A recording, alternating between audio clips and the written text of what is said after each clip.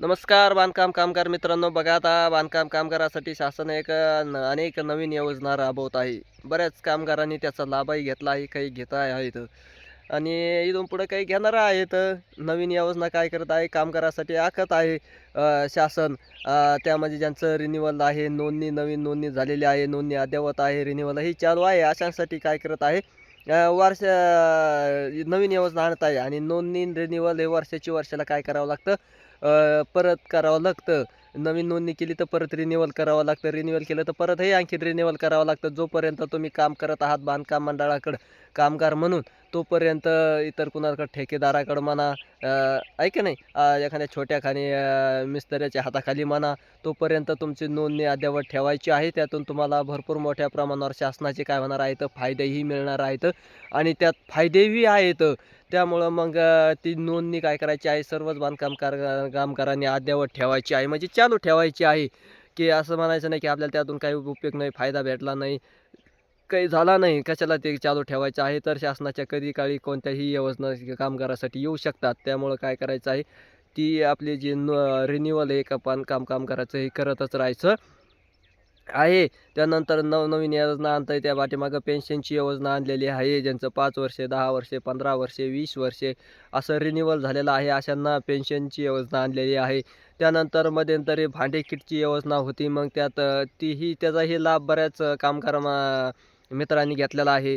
त्यानंतर आणखीन एक दुसरी भांडे किटची 2 भांडे किटच्या योजना आल्या, तर त्यांचाही लाभ काय झालेला आहे, चालू झालेला आहे.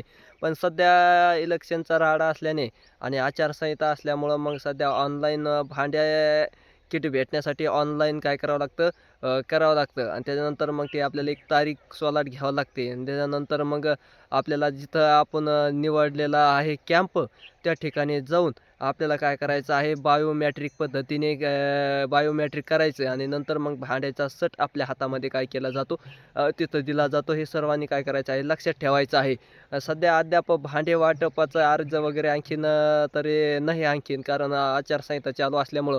पण 15 जानेवारीच्या नंतर होऊ शकतात चालू, कारण त्याच्यानंतर आचारसंहिता वगैरे महाराष्ट्रातील सर्व काय होणार आहे, उठणार आहे आणि तिथून पुढं मग भांड्याच्या किटा वगैरे वाटप होणार आहे. त्यामुळं मग सध्या फक्त तुम्ही काय करायचं आहे, ज्यांचं रिन्युअल नसेल त्यांनी रिन्युअलला टाकायचं आहे, रिन्युअल करून घ्यायचं आहे. सध्या रिन्युअल ऑनलाईन वगैरे होतं आहे. जर तर ना काही नवीन नोंदणी करायची अशी त्यांची नवीन नोंदणीसुद्धा काय होते, चालू आहे. त्यानंतर मग अप्रूव्हल काय होईल थोडंसं, आचारसंहिता झाल्यावर काय होणार आहे, भेटणार आहेत. पण सध्या कामं त्याचे जे आहेत, कोणाचं मग स्कॉलरशिप असेल तेही चालू आहे. स्कॉलरशिप हीची योजना चांगली आहे. तुम्ही काय करू शकतात, बांधकाम कामगाराचा जो पाल्या आहे त्यांची स्कॉलरशिप तुम्हाला भेटू शकते. त्याचाही फायदा तुम्ही घेऊ शकतात. अशा नवीन योजना त्याच्यामध्ये येत आहेत. भरपूर मोठ्या प्रमाणावर या योजनेचा लाभही आपल्याला काय करता येतो, घेता येतो. विनाशुल्क आहे, 0 पैशात पैसे कुणालाही द्यायची गरज नाही. मंडळाकडे जाऊन तुम्ही काय करू शकतात, याची नोंदणी, रिन्युअल, त्यानंतर भांडे किट असेल, त्यानंतर स्कॉलरशिप असेल, ह्या सर्व नवनवीन योजना आहेत. त्या तुम्ही काय करू शकतात, हस्तगत करू शकतात, घेऊ शकतात. कामगारासाठी काय केलेलं आहे, वेगवेगळ्या पद्धतीचे वेगवेगळे मोठमोठाले ऑफिस काय केलेले आहेत, जिल्ह्याच्या ठिकाणी, तालुक्याच्या ठिकाणी शासनाने सोयीस्कर कामगारासाठी काम होण्यासाठी, त्या योजनेचा त्यांना लाभ मिळण्यासाठी तालुक्याच्या लेवलला काय केलेले आहेत, ऑफिस निर्माण केलेले आहेत आणि मग तिथून तुम्ही काय करू शकतात, त्याचा लाभ उचलू शकतात, लाभ घेऊ शकतात. ही एक चांगली बांधकाम कामगाराची एक योजना आहे. तालुक्याच्या लेवललाही ऑफिस आहे आणि जिल्ह्याच्या लेवललाही आहे. वेगवेगळ्या ठिकाणी भांडीचे कॅम्पही होतात. त्यानंतर जनरल ऑनलाईनही काय करतात, शेतसुविधावालेही आपल्याला ऑनलाईन मग त्याचं हे असेल, स्कॉलरशिपचं म्हणा, इतर लग्नाचं काही क्लेम असेल, आहे का नाही, कुणाला काही गंभीर आजार वगैरे झालेला असेल, अशांसाठी ही क्लेम आहे.